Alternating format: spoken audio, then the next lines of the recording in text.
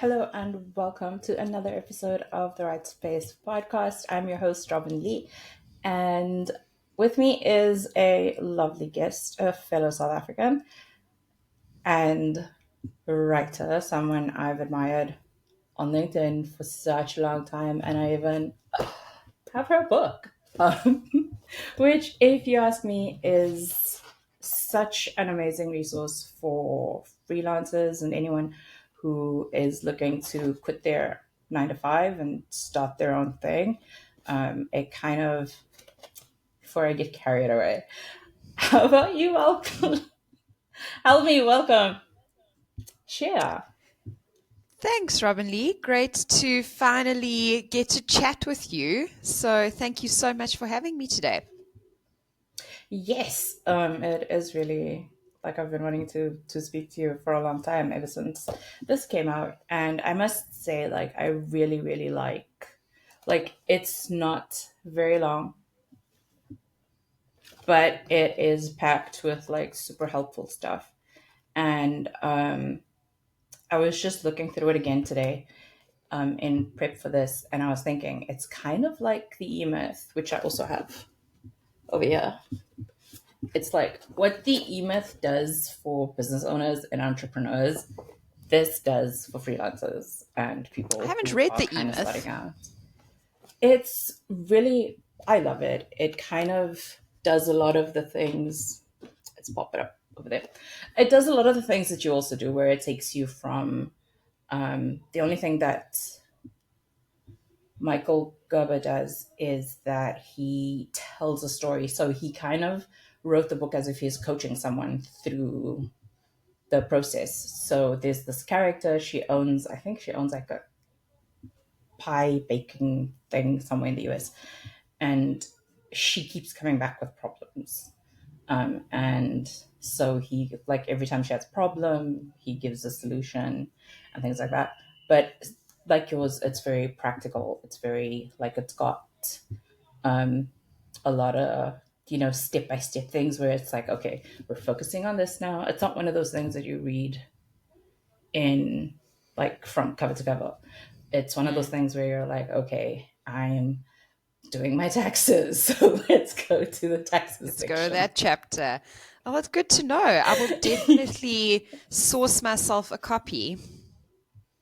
Yeah, it's really good, and he gives some amazing examples of things, of like just hacks that people do, who systematize and franchise. So he kind of teaches small business owners to think like Hmm. franchisees, or like, the whoever created McDonald's, like those guys, and how to like create those systems and make sure that you are optimizing the color of your tie, the way you say hello, all those things.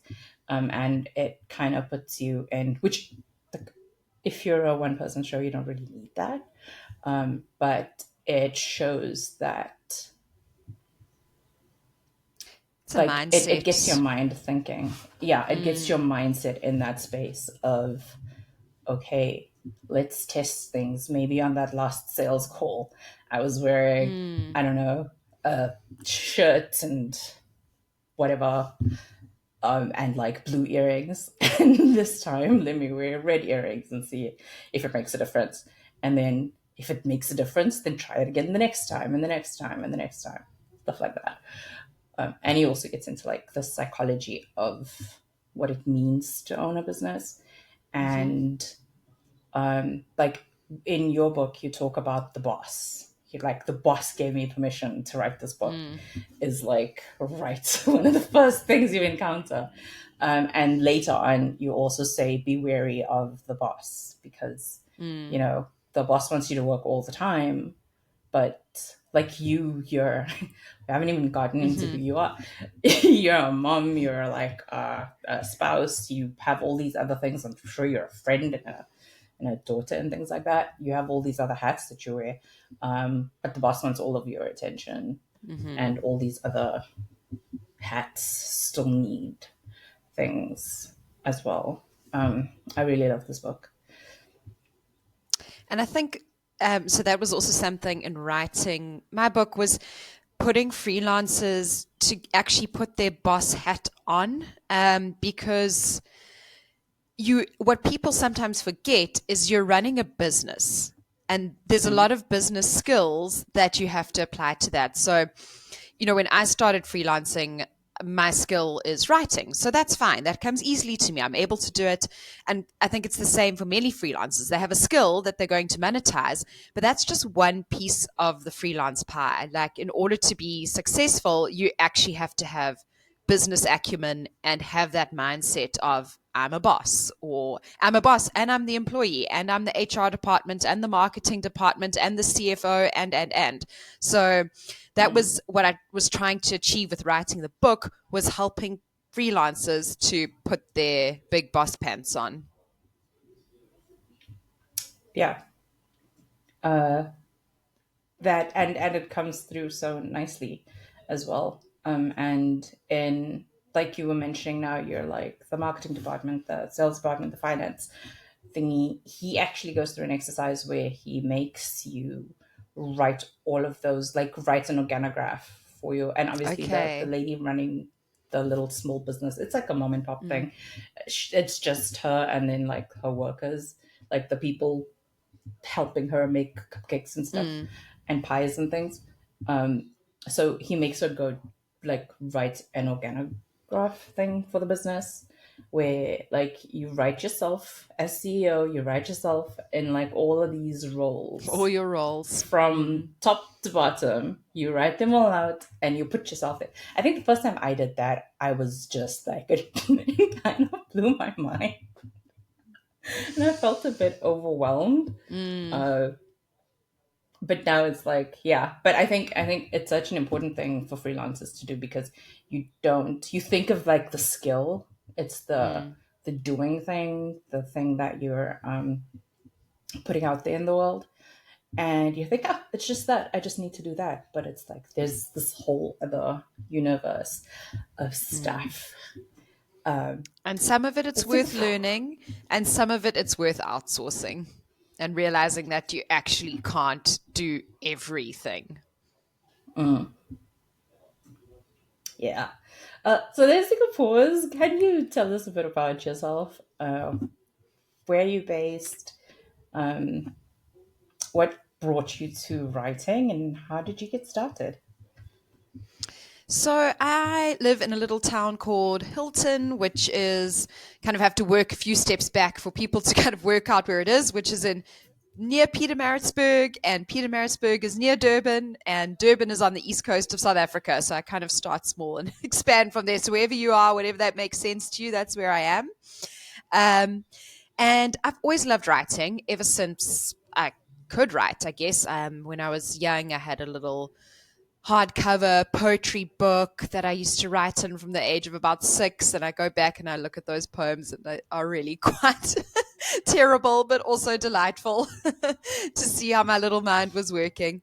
Um, and I remember I think it was in like grade 4 or 5, we were tasked with writing a story, and I ended up writing one that was about 50 pages or something ridiculous. And my poor teacher then had to read through what was probably a whole lot of nonsense. But I was just really enthusiastic about writing. So then I went on to study journalism at Rhodes University. And after that, I got into marketing, as many of us students end up. And I was working in marketing management, but I'd always carried on with my writing and done a bit of side hustling. And then a friend of mine would give me her overflow work. She was a freelancer, so I'd do some work for her. And I realized, hey, there's some money to be made. So I started looking for more opportunities. And then one came across my desk, and it was paying me for a part time role, freelancing, more than I was getting paid full time. So that gave me a really good, because it's hard to know if you're a full time employee, it's not always easy to know when to take the leap. So Mm, I think having started a bit of side hustling already, and then once this opportunity came across my desk, I knew I couldn't refuse it. And yeah, that was in 2017. So been doing it for 7 years now. And no 7-year itch. I don't think I could ever go back to being a full time employee once you've had a taste of the freelance life. Tough as it is, challenging as it is, if you're willing to put in the effort to make your business sustainable, there's no ways you can chain yourself to that kind of employee role again. I don't know how you feel about it.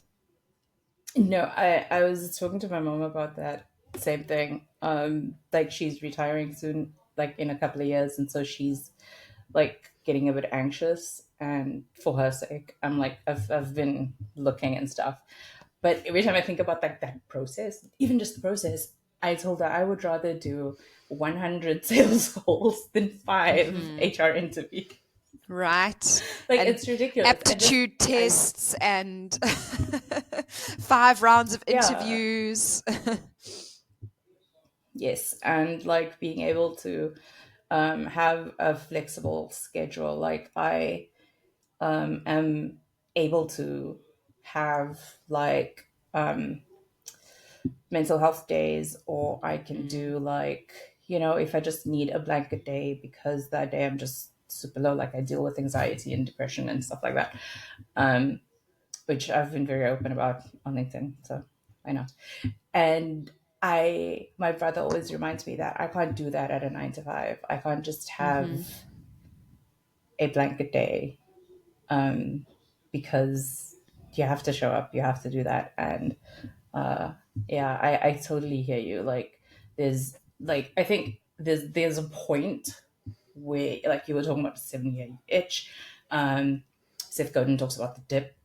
There's a point where you're either going to go back to the corporate world and get a 9 to 5 and all that jazz, or you're gonna tough it out because you'd rather struggle doing this Mm-hmm. than um, than doing that. Especially once you realize, like, I've done this before. I can, I've gotten like revenue so many times. I've had like a really good, like, I know how to do this.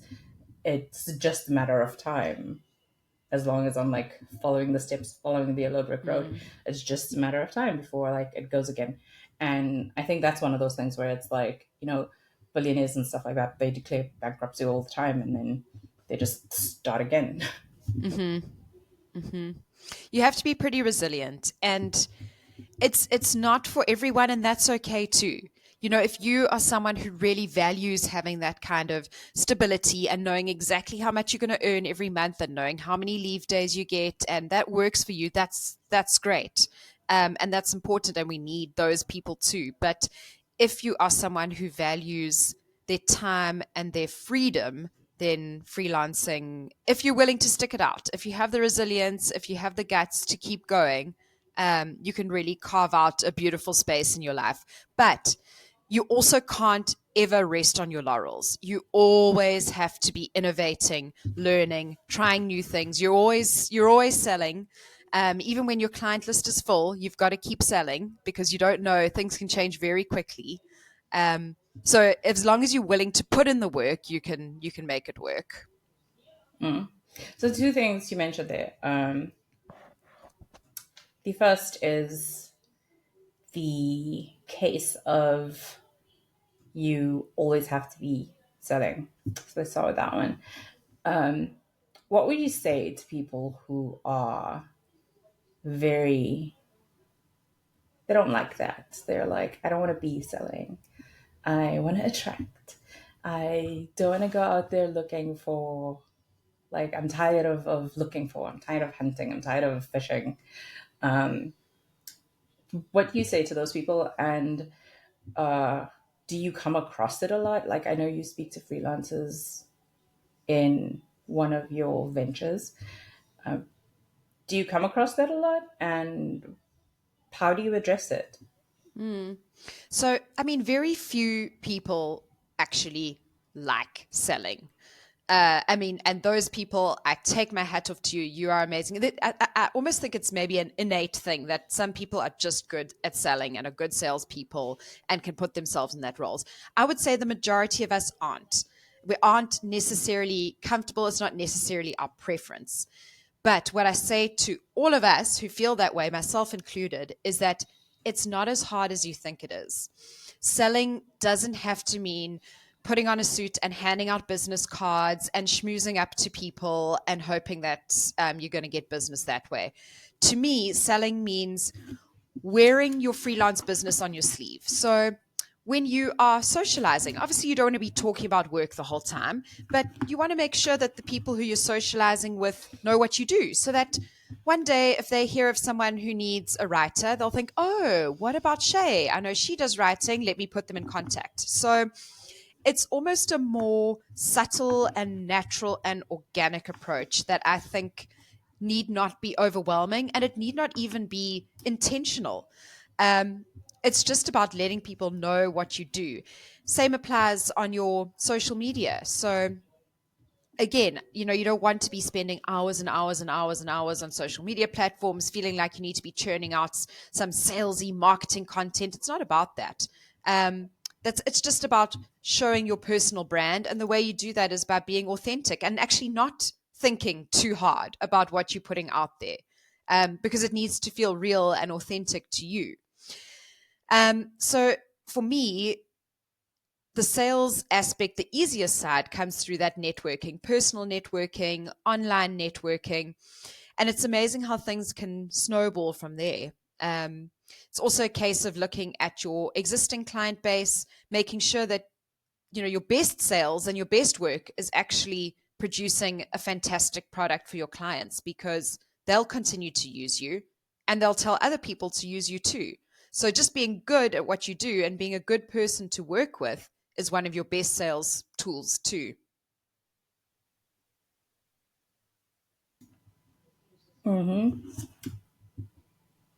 That's so right. Like, in terms of just breaking down what you said, like wearing your sales doesn't have to be about what we think it is. Like, there's this idea that it's like you mentioned, like marketing, salesy, snake oily. Mm. Here's a Spam magic potion calling, that'll, yeah, unsolicited messages and emails. No one wants to do that. It feels yeah. So sleazy. I think that's like a key part of what you mentioned is changing or adjusting your perception of sales, going back to that Agree. mindset thing where, and I like what you said, it's wearing your business on your sleeve. And someone who wears their heart on their sleeve, they're gushing about it. Like, you recently had a baby, and new moms always, my one friend was like, can I tell you about my baby? Oh, Because bless. and I was like, always, you can tell me about your baby all the time. I want to hear more. And I think it's almost like that, like wearing your business on your Be sleeve is proud. being as proud of what you do and the work you do as like Hmm. that new parent is about their child, or that new dog parent is about I love that analogy. their fluffy little one. Yeah, so that, I think having that mindset to it is very helpful. And Christo was someone I've learned from so much. Like, everything that I think about business and doing it comes from like watching his videos. Um, and he talks about it, instead of trying to sell, he's like, just don't sell. Have conversations with people and Mm, try to help them. And the more you exactly. learn how to ask the right questions so that you can be as helpful as possible, the better it is. Because they don't necessarily have to come to you, they don't have to pay you. You could maybe refer them to someone else, you could refer them to Hmm. someone else in your network. Um, yeah, so networking, continue on this trajectory. So you mentioned that networking is your main kind of the thing that you love and gravitate towards. I hate networking. Again, it doesn't have to mean going somewhere with a name tag on and making random small talk and trying to figure out how you can help one. It doesn't have to be like that. So for me, Networking is about genuine connection. So, what I'm doing with you right now, to me, this is networking. We are sharing ideas, not selling each other things.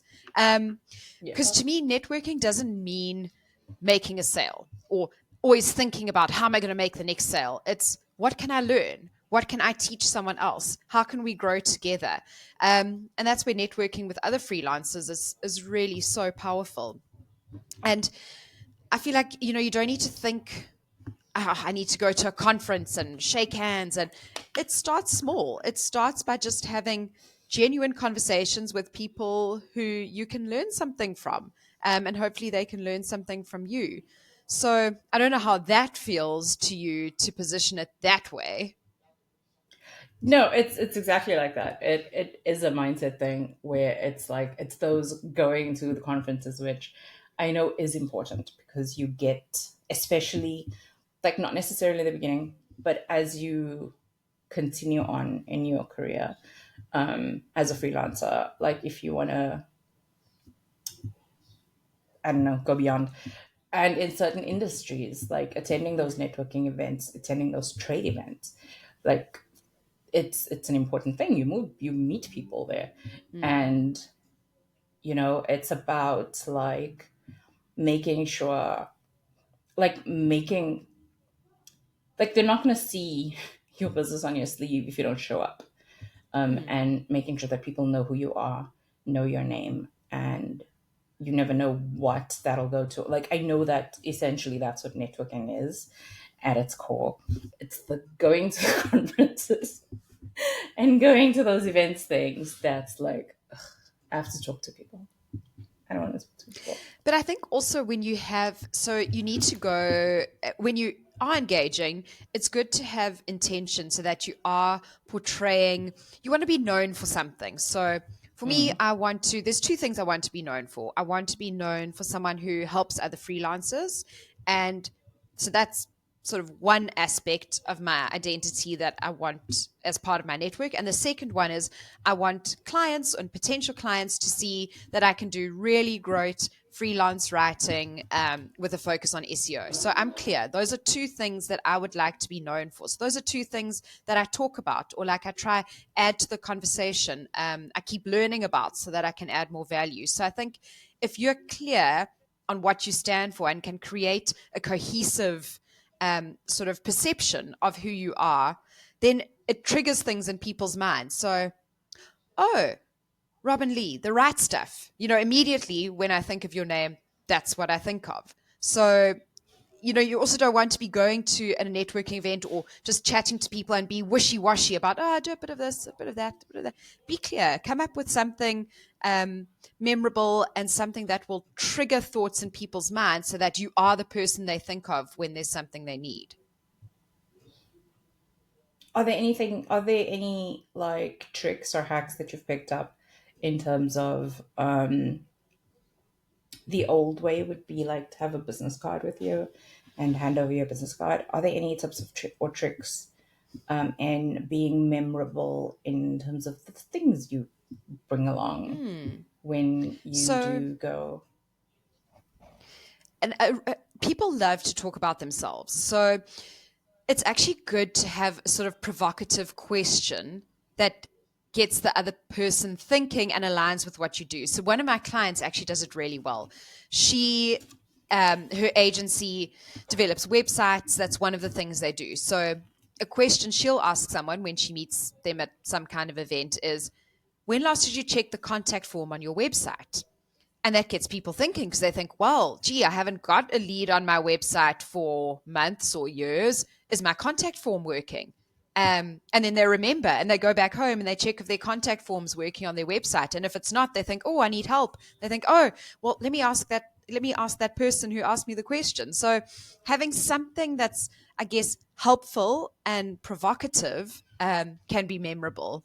And at the end of the day, again, it goes back to being helpful. That is your goal.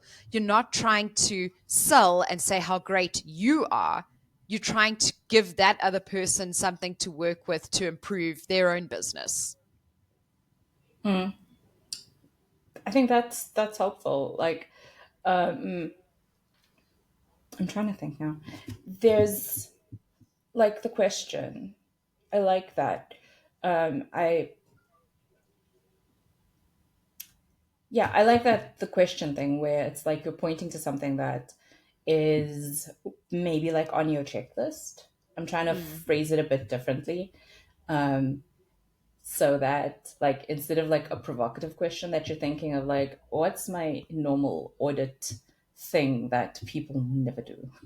Um, Mm-hmm. like when was the last time you looked at your bank statements or like at your P&L statements, is something like a finance person Mm-hmm. um might ask, would they? But anyway, it's something a Or, finance a person might tax ask. practitioner can ask, when last did you claim donations? When last did you save money by donating to charity or something like that? Anything that Yeah, that's a better provides a question. See, this benefit. is why that's a better question. This is because this is why I'm asking you this. Yeah, that is a better question. It's less invasive than when was the last time you looked at your bank statement. But yeah, so having those things that people don't do, Mm. and then using that as a question, assuming you're speaking to someone who like has a website or Mm. has Someone that who stuff would or be whatever. your sort of target customer anyway. Yeah, that's cool. And then something else that I've seen you talk about lately is the work less, earn more Mm-hmm. vibe. You mentioned earlier that you're running all the stuff. You're the boss, the manager, the everything, and you don't necessarily want to, like, yes, as freelancers we do work more than you would at a 9 to 5, but you don't necessarily have to. So how do you tell me about your philosophy, your work more, your earn more, work less philosophy, and then Mm. how do you walk your, like, when you're working with a freelancer who's like, I'm so burnt out, da, da, da, da, I make nothing and I work all the time. How do you walk them through that process? So, the reason that it's so important to me is because I've been there, and I think many freelancers have, where you are on the verge of burnout or have already burnt out because you're just actually working too damn hard. And sometimes it actually takes, unfortunately, to get to that point before you realize what you've been putting yourself through, which is what happened to me. And then I had to take a step back and think to myself, why am I a freelancer? And the word is in the word freelancer, it's to be free. And I'm not free if I'm chained to my desk for 14 plus hours a day and stressed beyond and just hustling and trying to make ends meet and just constant grind. Where's the freedom in that? I may as well then be working a 9 to 5 and getting my salary and clocking off at 5 o'clock and taking every weekend off. So I really, with my whole work less, earn more philosophy, is to try to get more freelancers to firstly realize why you're doing this and make sure that you're serving those goals with your career. So, for a lot of people, finding your why is, it might be you're a freelancer to spend more time with family. Maybe you want to travel. Maybe you just want to spend time in your garden. Whatever it is that fills your cup, that's part of your why with becoming a freelancer. So, the first step is taking a step back, looking at your why, and then you need to make it happen. So I've kind of got a 3-pillar approach that I've used to be able to work less and earn more. So first, it's taking a good hard look at your time. So all of us only have limited hours in the day. Tracking your time so that you can see where you're actually spending it, and also tracking your time gives you an idea of which clients are more profitable than others. So, I prefer not to charge by the hour. I charge per project, but it helps me to go back and use my time versus what I charge, so I can get an approximate hourly rate, and I can see then, is this profitable to me or not. So I actually developed on my website, I've got a calculator that helps people establish what does that ideal hourly rate look like to you. And, you know, not all of us are going to get there straight away, but it's something to aspire to and work towards. And if you've got clients that are way below that, you might need to take another look at actually the way that you serve that client. So there's looking at your time, there's looking at tools. So, how can you use automation or any of the myriad tools out there so that you're not stuck doing the grunt work? I mean, the latest edition would be ChatGPT, which can free up so much of your time. I use it to clean up meeting notes, for example. So normally, I sit and type while I'm having a meeting. Now, you just record the meeting. You've got your meeting notes transcribed for you by AI. I can ask ChatGPT to summarize them for me. It's amazing. I can send if I have a meeting with someone, send them a meeting summary, the next action steps, which used to take, could take close to half an hour after a meeting to sort of wrap up, send the email, decide who's doing what, so using these kind of tools to your advantage to streamline your business. Also, part of that is having processes in place. So, you know, each client doesn't need their very own proposal template, for example, or bespoke proposal, for example. You can use a template and adjust it for each client. Your reporting, you can use a template and adjust for each client. So just looking at those little incremental ways that even if it saves you 5 minutes, over time that accumulates. And part of that is also looking at, well, what actually am I wasting my time on that I should outsource completely? Something that takes me, say, for example, my e-filing. It would probably take me about 4 hours to sit and work out what goes where. I'd rather pay someone the 800 Rand. It's probably going to take them an hour. And I then haven't wasted 4 hours of my time and energy and absolute frustration trying to figure it out myself. So that's also part of it. And then the final pillar is takings. So we've got time, tools, and takings. And by takings, I mean what you charge, your rate. So I've touched on the calculator, which is the rate that you can aspire to. And how do you get there? So the easiest way, and in fact, the easiest way to work less and earn more is to raise your rates. And you'd be surprised how most of us are so hesitant to do that. And we shouldn't be, because actually the clients who are worth keeping are the clients who know your value and are willing to pay you more. And I mean, the fact is, and I often say this, is if you're not increasing your rates, you're just getting poorer and poorer, because inflation goes up, everything goes up, your rent's going up by 10% a year. Groceries, let's not even touch on those. I think coffee itself has gone up by like 30% in the last year or something. And God knows we need coffee. So if you're not charging at least 10% more each year, or at least inflation, I guess, you're just getting poorer every single year. So there's firstly that. Then you'd also be surprised how many people I've spoken to about raising their rates, and they've had the assumption, oh, I'm not going to ask.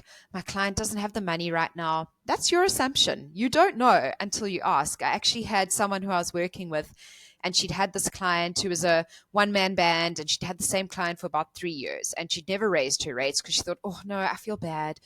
I don't think my client can afford it. So I encouraged her to send an email just asking for 10%. And truth Bob, the client said, oh, yes, oh my gosh, you actually deserve 50% more. So, you can never assume that someone doesn't have enough money to afford you. And then you've also got to look at saying no to the clients who drain your time, drain your energy, and are actually not remunerating you well, because there's the opportunity cost. So yes, you're getting a bit of money in. Some money is better than none sometimes. But sometimes actually you're better off freeing yourself from that client and then using that time to find a client who's going to pay you more. Or speaking to existing clients who pay you well and pitching more work, getting more work from them. So those are some sort of quick wins almost to earning more immediately without having to do more work. So there's three things: time audit, your tools, automations, looking at your Mm, systems, your processes, and then your takings. And those are ways to earn more so that you can mm, work less. mm, Or yeah. Uh, and in terms of, okay, I want to park on the pricing thing for a bit because I think that is like, I don't. Are you still part of the South African Freelancers Association? I am.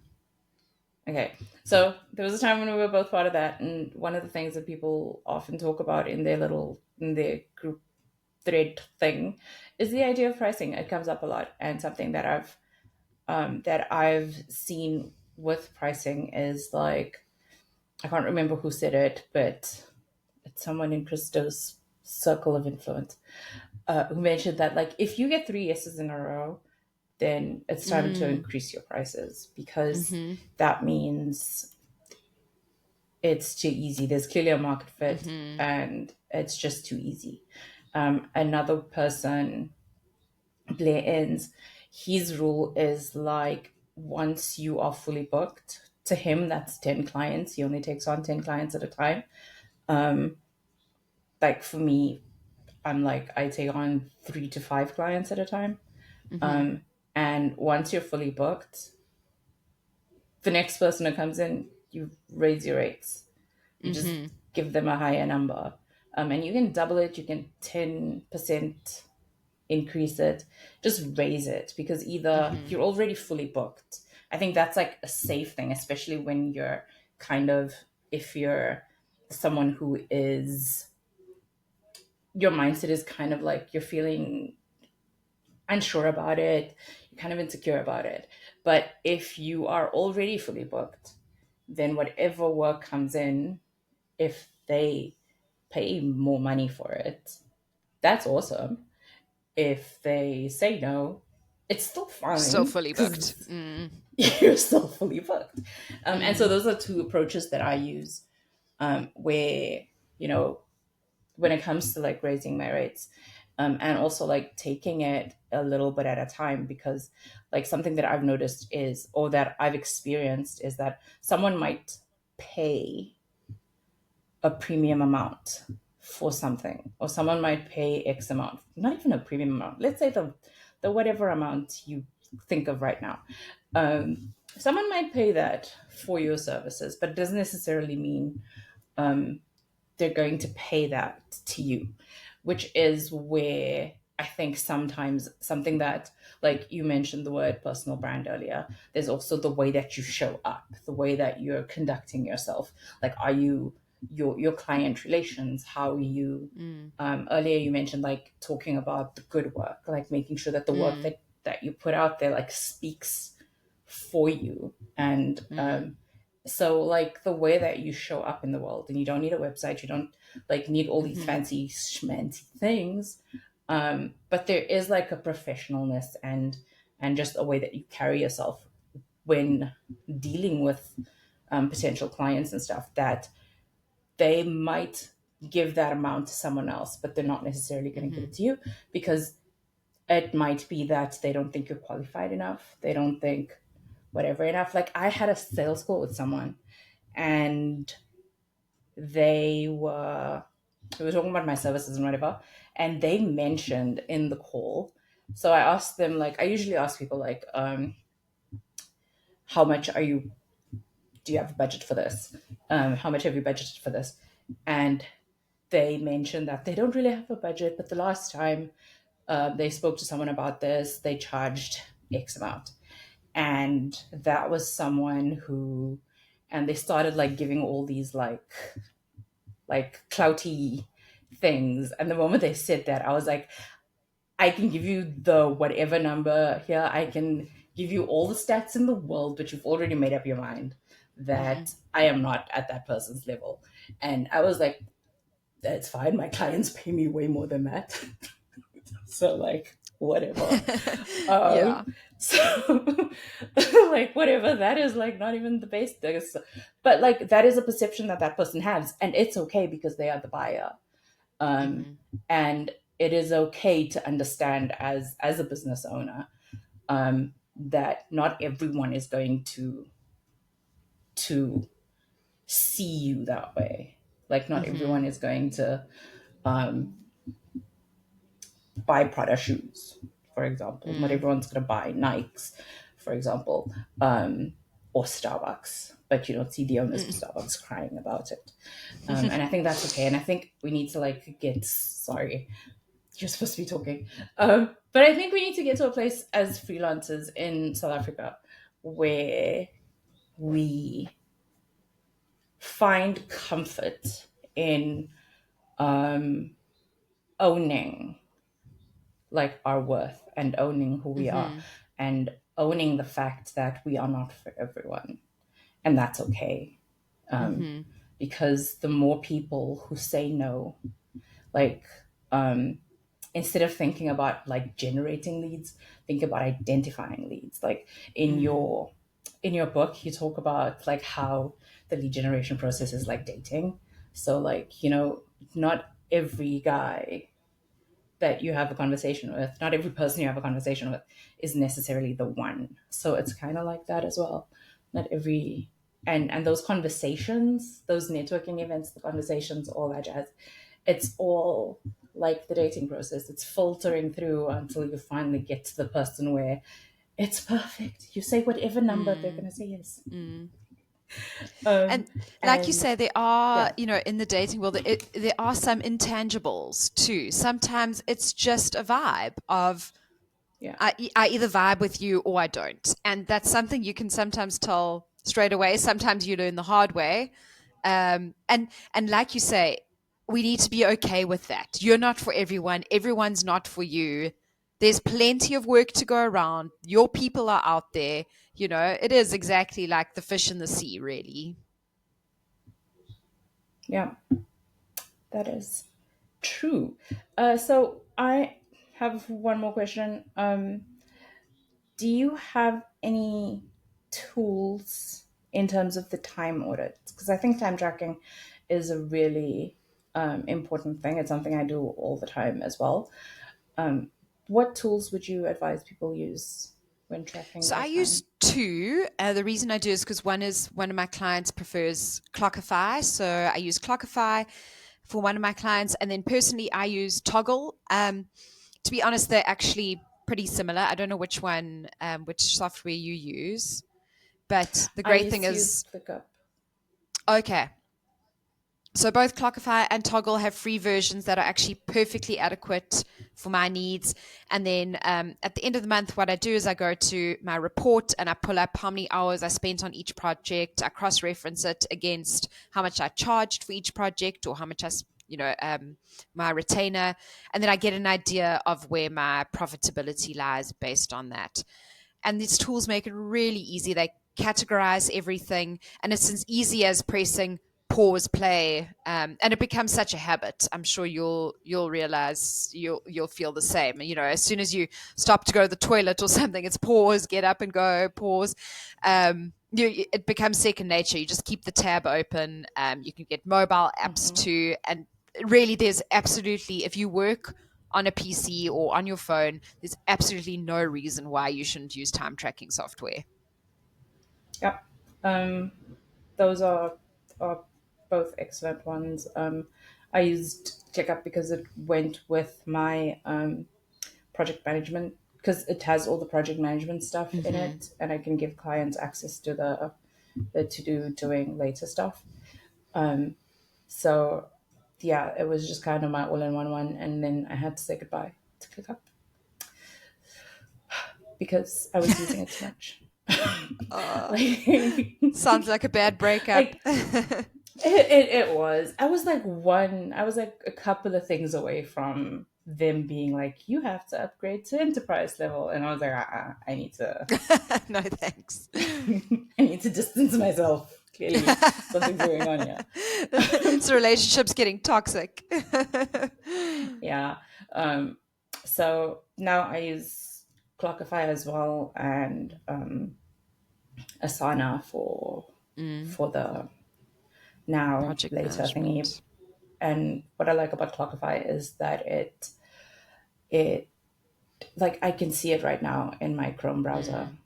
And if I wanted to, I could click on it and it could record the amount of time it's taking me to be on this platform, which is really, I think, very easy, especially if you're someone who like gets easily distracted or forgets things, or if you're that kind of person.